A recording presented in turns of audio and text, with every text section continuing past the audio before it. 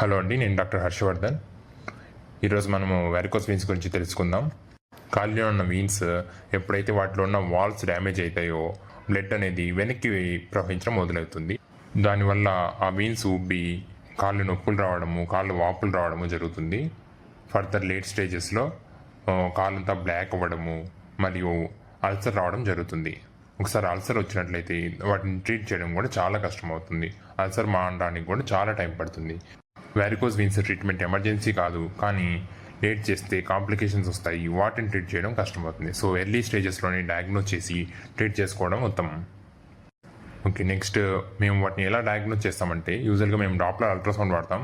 అల్ట్రాసౌండ్తో ఎక్కడైతే వీన్స్ వాపు ఉన్నాయో వాటిని చూసి మెజర్మెంట్స్ తీసుకొని అవి ఎక్కడి నుంచి అరైజ్ అవుతున్నాయి, ఇంకా ఎస్ఎఫ్జే వాల్వ్ ఎలా ఉంది అన్నీ చూసుకుంటాము. దాన్ని బట్టి ఏ మెథడ్ మీకు సూటబుల్ అవుతుందో వాటిని ప్లాన్ చేసుకుంటాం.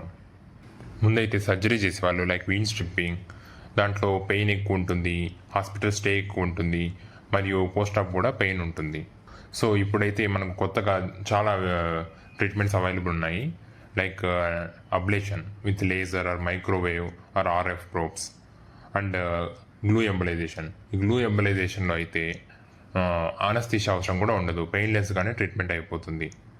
సో ఈ ట్రీట్మెంట్లో ఏదైతే లాంగ్ సఫ్నస్ వీన్ ఉంటుందో వాటిలోకి మేము ప్రోబ్ పంపించేసి ఆ వీన్ని అప్డేట్ చేసేస్తామన్నమాట.